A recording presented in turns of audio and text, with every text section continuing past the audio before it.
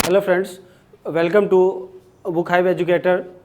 आज हम लोग, मैं ओमकार ठाकुर, यहाँ पे मैं आपको इंग्लिश पढ़ाऊँगा कि आज हम लोग देखेंगे कि इंग्लिश में कैसे हम चीज़ों को समझते हैं। तो सबसे पहले मैं यहाँ स्टार्ट करता हूँ। ठीक है, देखिए इंग्लिश में दो चीज़ों पे ध्यान देना होगा। एक तो क्या होता है कि जनरल इंग्लिश आपको पढ़ना होता है। जनरल इंग्लिश में सबसे बड़ी चीज़ें क्या होती है कि आपको रूल बेस्ड पढ़ना है। आपको जितने भी रूल होंगे वो सारा रूल्स आपको यहाँ पे बताया जाएगा। और दूसरा क्या होता है कि जब आपके पास रूल नहीं है, ठीक है, डायरेक्ट क्या है, क्वेश्चन है। ठीक है, डायरेक्ट क्या है, क्वेश्चन है, तो उसको हम स्टैंडर्ड इंग्लिश कहते हैं। क्या कहते हैं? स्टैंडर्ड इंग्लिश कहते हैं। तो अब यहाँ पे दो चीज़ों पे बात करेंगे कि जनरल इंग्लिश में हमें कैसे पढ़ना है और स्टैंडर्ड इंग्लिश में कैसे पढ़ना है। क्योंकि हमारा क्या है, ये बेसिक कोर्स है, अभी हम बेसिक से पढ़ेंगे। तो बेसिक के लिए हम सबसे पहले ध्यान में रख लें कि हमें जो है जनरल इंग्लिश पे ध्यान देना होगा, जहाँ पे हम चैप्टर वाइज पढ़ेंगे कि चैप्टर में कौन कौन सा चैप्टर है, कि क्या क्या पढ़ना है, किस एग्ज़ाम के लिए क्या पढ़ना है, जैसे एसएससी एग्ज़ाम के लिए क्या पढ़ना है, बैंकिंग के लिए क्या पढ़ना है, डिफेंस के लिए क्या पढ़ना है, किस चीज़ों पे हमें कितना जो समय देना है, किस चीज़ों पे समय नहीं देना है, कहाँ पे हमें लगता है कि हम क्वेश्चन को देख सकते हैं, समझ सकते हैं। इन छोटी छोटी बातों पर हम यहाँ पर डिस्कस करेंगे और 100% गारंटी के साथ हम ये कोशिश करेंगे आपके साथ आपको पढ़ाने की, क्योंकि जहाँ जो आप पढ़ें वो समझे और आपके एग्जाम ओरिएंटेड वो क्वेश्चन बन जाए। क्योंकि यहाँ पे हमारा जो एक सबसे पहला मकसद है वो आपके एग्जाम को क्लियर करना है डायरेक्ट। तो एग्जाम क्लियर करेंगे कैसे? हम एग्जाम कैसे क्लियर करेंगे? एग्जाम हम हंसते खेलते पढ़ते ही एग्जाम क्लियर होगा। सीरियस होने की कोई जरूरत नहीं है मेरे क्लास में, क्योंकि यहाँ पे सीरियसनेस का कोई जगह नहीं है।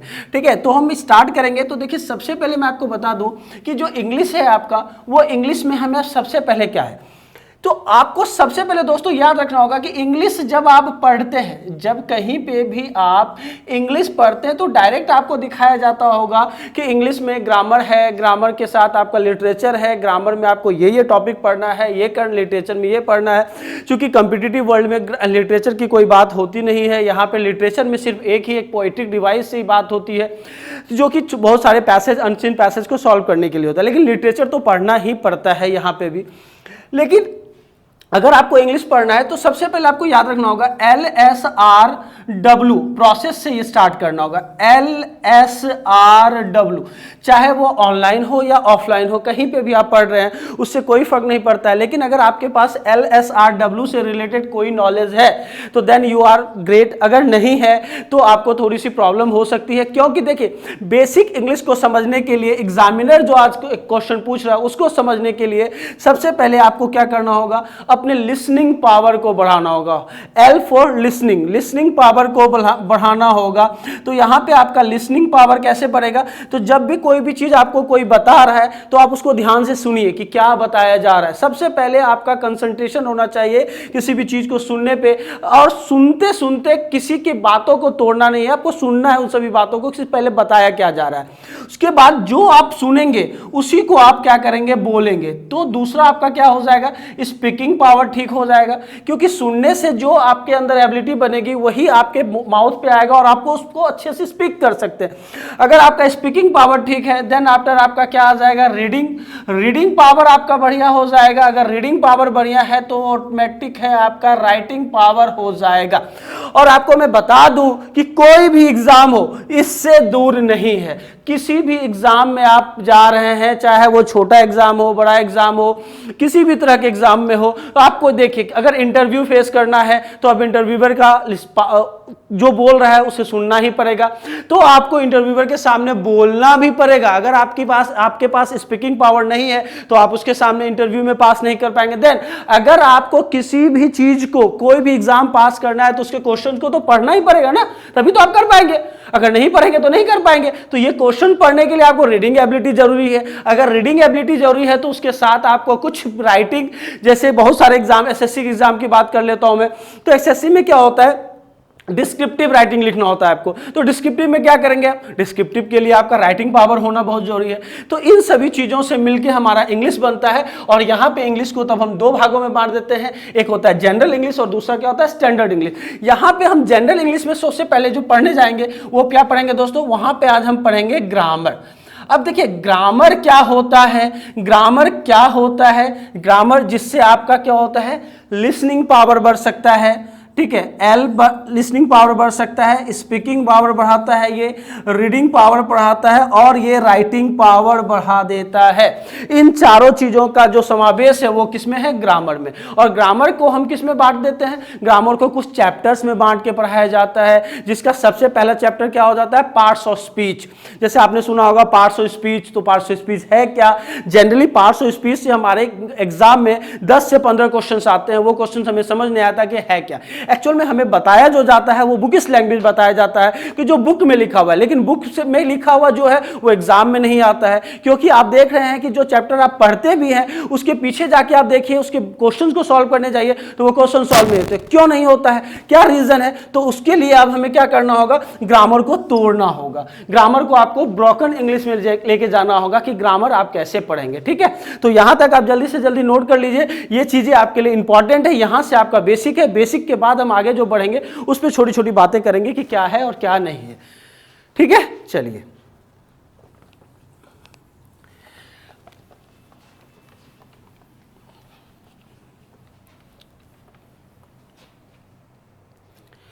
चलिए दोस्तों देखते हैं हम लोग, यहां पे हम ग्रामर की बात कर रहे हैं।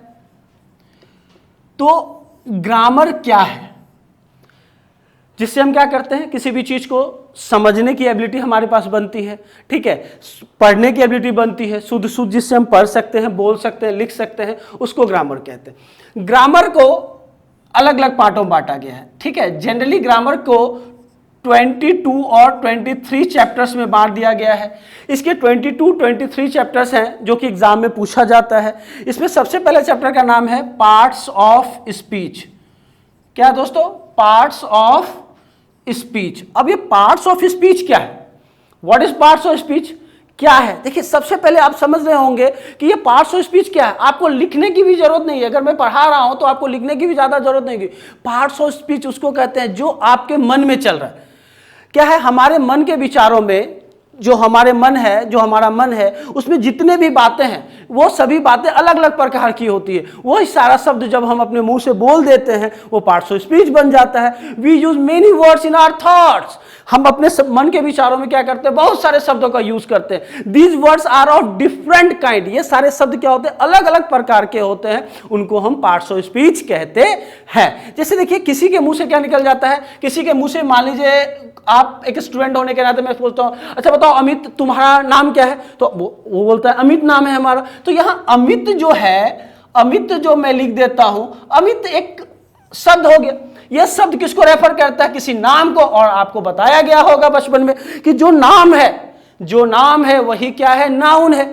ठीक है, जो नाम है वही क्या है, नाउन है। अगर अमित के बदले हम वह की बात करते हैं, ही की बात करते हैं, तो वो उसका क्या हो जाता है, दैट इज कॉल्ड द शब्द। ये भी पार्ट्स ऑफ स्पीच का ही वर्ड है, ये शब्द है, लेकिन ये क्या बन जाता है, हमारा प्रोनाउन बन जाता है। बस हम इसी अमित को गुड कह देते हैं तो ये इसकी क्या बता देता है, quality, that is called the word. और ये वर्ड आपका पार्ट्स ऑफ स्पीच कहां चला जाता है, एडजेक्टिव में चला जाता है। इस तरह से आपको रेफर करना है कि बहुत सारी चीजों को कैसे समझना है। तो पार्ट्स ऑफ स्पीच क्या है दोस्तों, पार्ट्स ऑफ स्पीच क्या है हमारा, कि जो हमारे मन के विचारों में होता है। ठीक है, तो जैसे हम इसको ऐसे लिख सकते हैं, we use many words in our thoughts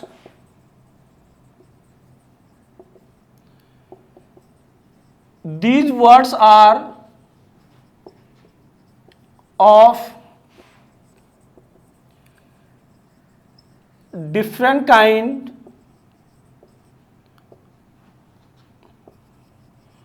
are called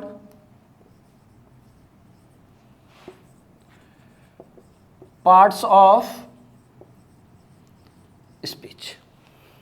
जो भी आप अपने मन में सोच रहे हैं, जो आपके मन में चल रहा है, जो आप अपने मन में चलते हुए चीजों को बोल देते हैं, उसी को आप क्या कहते हैं, पार्ट्स ऑफ स्पीच कहते हैं। अब ये पार्ट्स ऑफ स्पीच को जनरली जो आपको बताया जाता है कि ये 8 पार्ट्स में बटा हुआ है। ठीक है, लेकिन ये जनरली 9 भी हो जाता है आजकल, क्योंकि कुछ ग्रामर की स्टैंडर्ड ग्रामर में 1-2 स्टेप को बढ़ा दिया गया है। ठीक है, तो मैं इसको इरेज कर रहा हूं, फिर हम देखते हैं आगे क्या क्या पढ़ना है।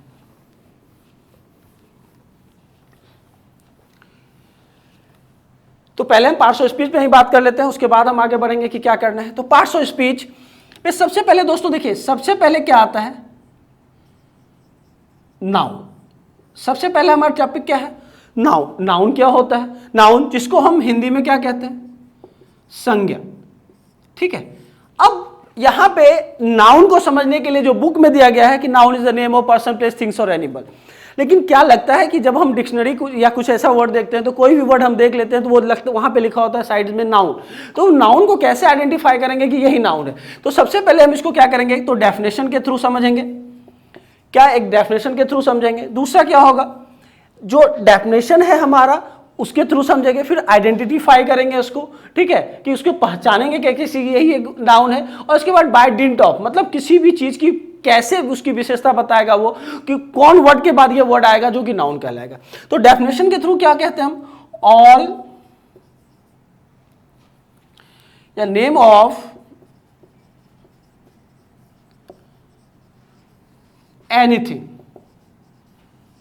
नेम ऑफ एनीथिंग, किसी भी चीज के नाम को, किसी भी चीज के नाम को हम क्या कहते हैं दोस्तों, नाउन कहते हैं। कोई भी दुनिया में नाम हो, चाहे वो राम से स्टार्ट हो रहा है और कहीं पे भी जाके खत्म हो रहा है, वो वर्ड क्या है आपका, नाउन है। ठीक है, अब देखिए नाउन का डेफिनेशन के थ्रू क्या है ये। अब दूसरा क्या है, फॉर्मेशन के थ्रू हम समझेंगे कि फॉर्मेशन क्या होता है नाउन का, कैसे एक वर्ड को देख के हमें ये पता चल जाए कि ये वर्ड नाउन है। तो देखिए दोस्तों, जॉब क्या होता है, words ends with TION, MENT, DOM, SOOD, hood, AGE, TY, SIS,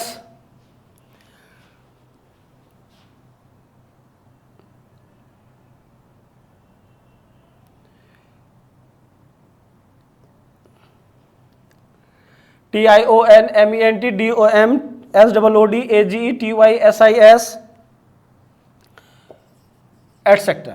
अगर ये सारे वर्ड्स कोई भी कहीं पे भी आपको किसी वर्ड्स के एंड में दिख रहा है, अगर TION से MENT, DOM, SOOD, AGE, TY, SIS, इस वर्ड से अगर कोई चीज समाप्त हो रहा है, कोई वर्ड समाप्त हो रहा है, तो वो सारा वर्ड्स आपका क्या हो जाएगा दोस्तों, वो सारा वर्ड्स आपका नाउन हो जाएगा। चाहे कहीं से भी आप इसको चेक कर लीजिए। जैसे मान लीजिए मैं लिखता हूं क्वेश्चन, अब देखिए क्वेश्चन के एंड में क्या होता है, TION आ रहा है, तो ये TION से हमें ये पता चल जाएगा कि जो क्वेश्चन है वो पार्ट्स ऑफ स्पीच में कहां लाई कर रहा है, तो ये कर रहा है आपका नाउन में लाई कर रहा है। ठीक है, तो नाउन को पहचानने का सबसे अच्छा क्या तरीका है, फॉर्मेशन के थ्रू समझेंगे कि फॉर्मेशन क्या है, कि जहां कहीं पे भी TION, MENT, DOM, SOOD, AGE, TY, SIS ऐसे वर्ड्स दिखते हैं, वो सारा वर्ड्स क्या हो जाएगा आपका, नाउन हो जाएगा। बाय डिंट ऑफ, अगर हम बाय डिंट ऑफ की बात करते हैं, किसी भी वजह से कि इसको कैसे पहचानना होगा हमें, तो बाय डिंट ऑफ मतलब कोई भी ऐसा वर्ड जो किसी की क्वालिटी बताता हो। क्वालिटी बताने वाले शब्द को हम क्या कहते हैं, एडजेक्टिव, और जिसके बारे में क्वालिटी बताया जाता है वो क्या हो जाता है आपका नाउन। जैसे मान लीजिए ऐसा वर्ड जो गुड के बाद आता है, जो बैड के बाद आता है, जो ब्यूटीफुल के बाद आता है, good, bad, beautiful, glad etcetera. अगर इसके बाद कोई वर्ड आता है, ऐसे वर्ड्स के बाद, तो वो सारे वर्ड्स क्या हो जाते हैं, वो सारे वर्ड्स आपके क्या बन जाएंगे, नाउन बन जाएंगे। तो only for not definitions clear the noun, केवल आप क्या कर सकते हैं, डेफिनेशन के थ्रू नाउन क्लियर नहीं हो सकता है। नाउन को समझने के लिए आपको उसके फॉर्मेशन की ओर जाना पड़ेगा, उसके फिर उस वर्ड्स को पहचानना पड़ेगा जिनके बाद नाउन ऑटोमेटिक आ जाता है। जैसे देखिए सिंपल सी बात मैं कह रहा हूं, गुड, अगर मैं गुड लिखता हूं तो गुड के बाद में क्या लिख दिया, बॉय।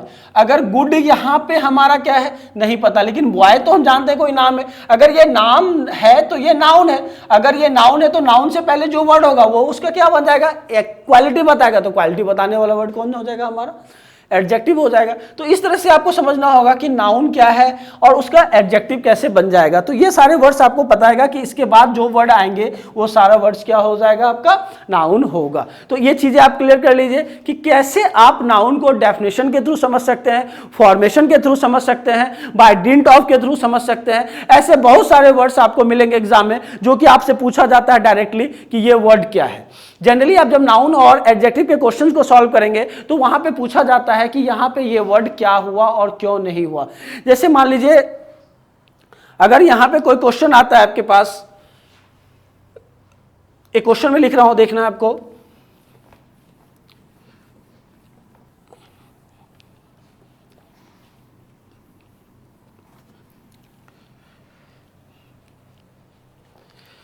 जैसे मैं लिखता हूं छोटा सा, अ पीस इलेक्शन। अब पीस इलेक्शन का मतलब क्या होता है दोस्तों? अब देखिए यहां पे TION से क्या बन रहा है, तो ये ऑटोमेटिक क्या है, नाउन है। और ये नाउन है अगर, तो नाउन से पहले ये क्या हो जाएगा, ये हमारा क्या हो जाएगा, एडजेक्टिव हो जाएगा। लेकिन यहां पे पीस जो है वो क्या है, आपका नाउन का काम कर रहा है। तो अब इस नाउन को नाउन नहीं रखना है आपको, क्या रखना है, इसको एडजेक्टिव में चेंज करना है। तो इस पीस को आपको क्या करना होगा, एडजेक्टिव बनाना होगा। अब ये कैसे बनेगा, इसकी तरीका हम यहाँ पे, इसके लिए हम अगले चैप्टर की ओर देखेंगे कि कैसे इसको समझना है हमें। तो छोटी छोटी बातें याद रखना है। सबसे पहले कि नाउन क्या होता है, नाउन नेम ऑफ एनीथिंग, किसी भी चीज के नाम को आप नाउन कह सकते हैं, उसको आप फॉर्मेशन के थ्रू समझ सकते हैं, उसको आप बाय डिंट ऑफ के थ्रू समझ सकते हैं। देखिए दोस्तों, नाउन से रिलेटेड बहुत सारे क्वेश्चन हैं। नाउन से रिलेटेड नंबर पे क्वेश्चन आता है, नाउन के जेंडर से भी क्वेश्चन आता है, ठीक है, नाउन के केस से भी क्वेश्चन आता है। ये सारे क्वेश्चन पे हम डील करेंगे। दूसरा बात क्या है कि पार्ट्स ऑफ स्पीच पे हम बात कर रहे थे।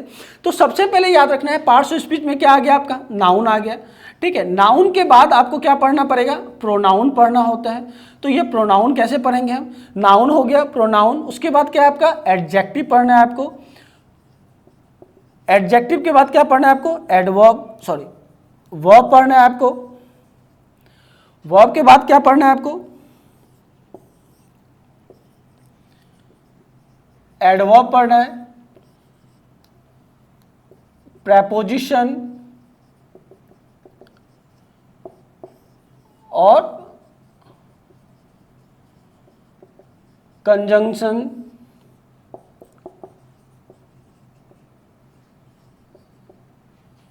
इंटरजेक्शन। तो ये सारे चैप्टर्स हैं आपके पास जो कि नाउन पार्ट्स ऑफ स्पीच से रिलेटेड होगा। तो यहाँ पे सबसे पहले हम देखेंगे noun, pronoun, adjective, verb, adverb, preposition, conjunction और इंटरजेक्शन। तो इन सभी चीज से पहले हम सबसे पहले देख लेते हैं कि पार्ट्स ऑफ स्पीच का प्लेस होता क्या है। सबसे पहले हम देखेंगे पार्ट्स ऑफ स्पीच का प्लेस, ठीक है। तो देखते हैं पार्ट्स ऑफ स्पीच को हम कैसे इंडिकेट करते हैं। तो लिखेंगे place of parts of speech, place of parts of speech. देखिए दोस्तों, सबसे छोटी बात मैं बता दूं आपको कि जहां कहीं पे भी किसी वर्ड को आप देखते हैं, अगर कोई वर्ड कहीं से स्टार्ट हो रहा है, ठीक है, तो सबसे पहले देखिए कि मैं आपको छोटा सा एग्जांपल देके समझा देता हूं कि कोई भी इंसान जो जन्म लेता है, तो सबसे पहले क्या होता है, जो पृथ्वी पे आएगा वो क्या करेगा, जन्म लेगा। जन्म लेने के बाद वो क्या होता है, मर जाता है। जो जन्म लेगा वही तो मरेगा ना। अब देखिए, जो जन्म लेगा वही मरेगा। तो जन्म लेने वाला इंसान, जैसे मान लीजिए आपके घर में कोई जन्म लेता है, ठीक है, तो आप उसका नाम क्या कर रख देते हैं, कोई भी नाम रख देते हैं। जैसे मान लीजिए जो जन्म लिया उसका नाम क्या हो गया, अमित, ठीक है, अमित नाम रखिएगा।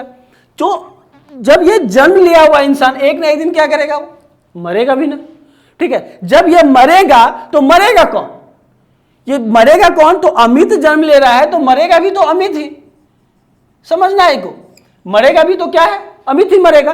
तो अब ये देखिए कि जब इन सेंटेंस में कोई भी वर्ड, जब हम जन्म लेते हैं, दुनिया में आते हैं, तो कोई नाम से आते हैं, और इस नाम को हम क्या कह रहे हैं, इस नाम को हम कहते हैं नाउन, ठीक है। अगर अमित जन्म ले रहा है तो मर भी तो अमित ही रहा है।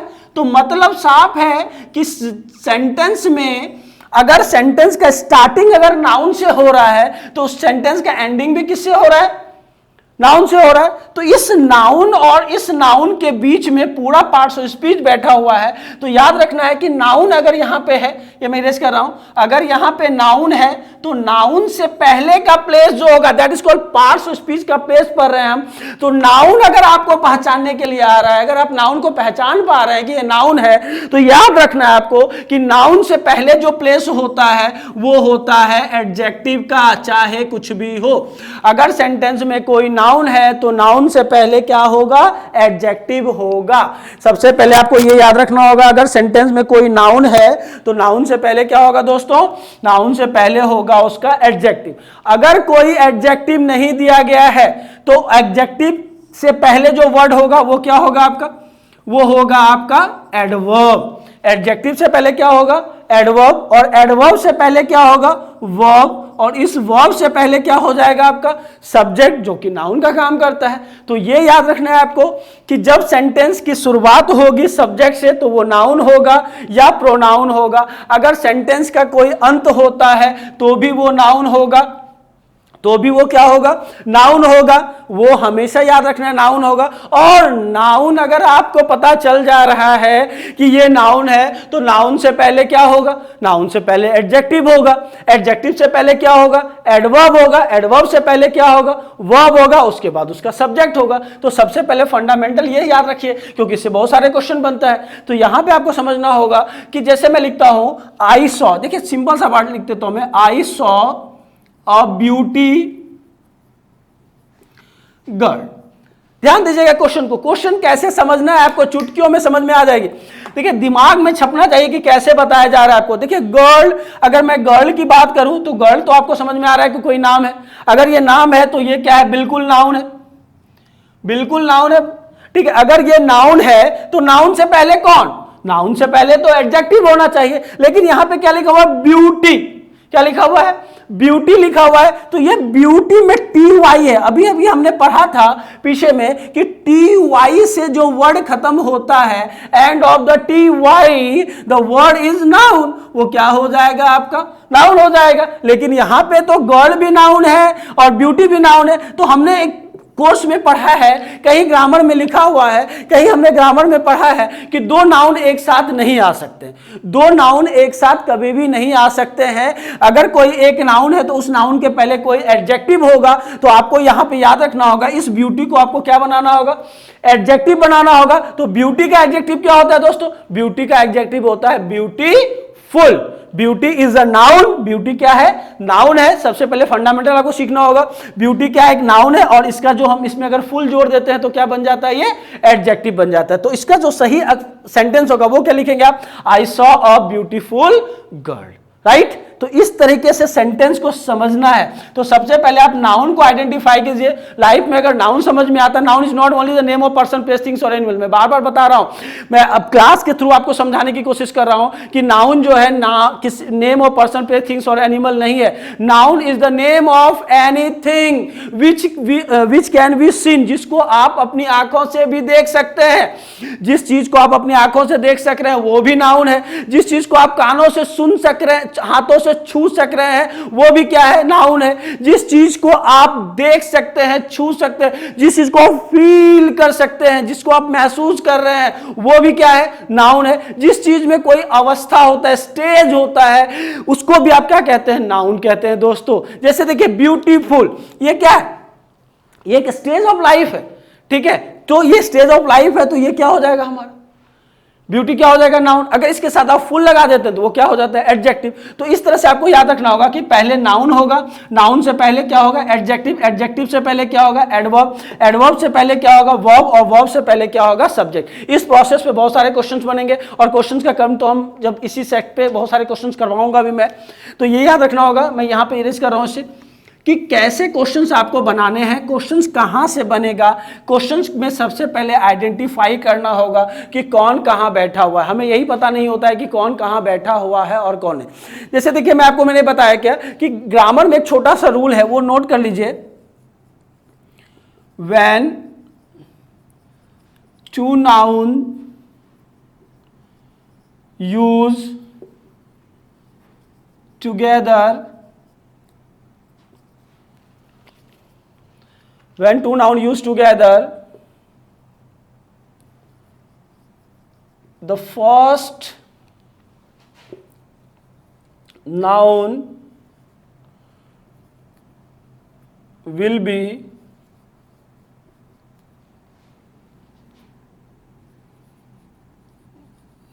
एडजेक्टिव। अगर दो नाउन एक साथ यूज हो रहे हैं, ठीक है, तो पहला जो नाउन होगा आपका वो आपका क्या बन जाएगा, वो क्या बन जाएगा आपका एडजेक्टिव बनेगा। और एडजेक्टिव को बनाने के लिए आपको समझना होगा, अगर एडजेक्टिव बनाना है किसी वर्ड को तो आपको छोटा सा मैं समझाता हूं कि जिस वर्ड के एंड में फुल लगा हो वो एडजेक्टिव है, जिसके साथ OUS लग सकता है वो एडजेक्टिव है, जिसके साथ आप वर्ब में ING लगा सकते हैं, ED लगा सकते हैं, जिसका आप थर्ड फॉर्म बना सकते हैं, वो क्या बन जाएगा आपका एडजेक्टिव बन जाएगा। जिसके साथ क्या होगा IC लग सकता है, AL लग सकता है, ये सारे वर्ड्स क्या बन जाएंगे आपके एडजेक्टिव बन जाएंगे, ठीक है। अगर ये सारे वर्ड्स होते हैं तो ये सब सारे वर्ड्स क्या बन जाएंगे एडजेक्टिव। जैसे फुल हो गया, OUS हो गया, ING हो गया, ED third form of the verb, ICAL etcetera, ये सारे वर्ड्स क्या आएंगे आपके एडजेक्टिव। तो आपको याद रखना है कि दो नाउन का यूज आप एक साथ नहीं करेंगे। पहले अगर दो नाउन एक साथ यूज हो रहा है तो पहले नाउन को आपको एडजेक्टिव मानना होगा, और वो एडजेक्टिव में चेंज हो सकता है तो चेंज करेंगे, अगर नहीं हो सकता है तो उसको क्या करेंगे मान लेंगे, अगर चेंज हो सकता है तो उसको चेंज भी करेंगे। जैसे क्वेश्चन SSC के एग्जाम में बहुत अच्छा सा क्वेश्चन पूछा जाता है, वो क्वेश्चन मैं आपको यहाँ पे नोट करके बता रहा हूँ कि क्वेश्चन कैसे बनेगा ये, ठीक है। मैं इसे रेज कर रहा हूँ एक बार। क्वेश्चन है दोस्तों, lasers are indispensable tools for the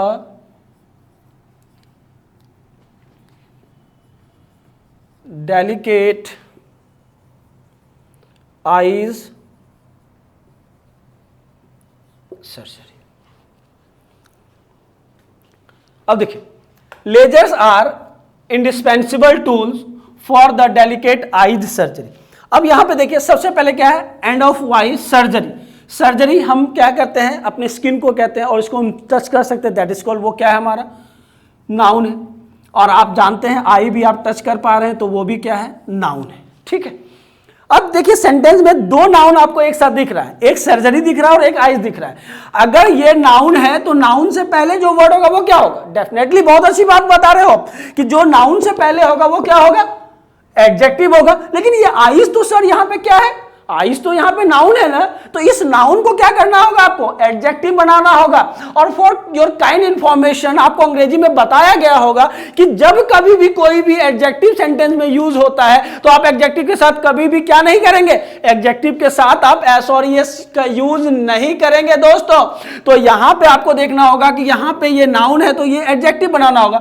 जब दो नाउन एक साथ यूज होते हैं तो पहला नाउन आपका एडजेक्टिव बनता है और उस वर्ड को आप एडजेक्टिव बना सकते हैं, अगर बनेगा तो, अगर नहीं बनेगा तो मान लेंगे। लेकिन उसके साथ और आप क्या नहीं कर सकते हैं, एस और ईएस का भी यूज नहीं कर सकते हैं। क्यों? क्योंकि रूल ऑफ ग्रामर में बताया जाता है कि कभी भी आप एडजेक्टिव के साथ एस और ईएस का यूज नहीं करते हैं। तो यहां से आपको आईज सर्जरी के बदले क्या लिखना होगा दोस्तों, आईज सर्जरी लिखना होगा, तब ये सेंटेंस आपका कंप्लीट हो जाएगा, यहां पे कोई दिक्कत नहीं हो जाएगी। कहीं कहीं आप मेट्रो पे घूमते होंगे तो लिखा होता है, देखिए पनिश्ड, क्या लिखा होता है दोस्तों, पनिश्ड, PUNISHD, पनिश्ड ऑफेंस लिखा होता है।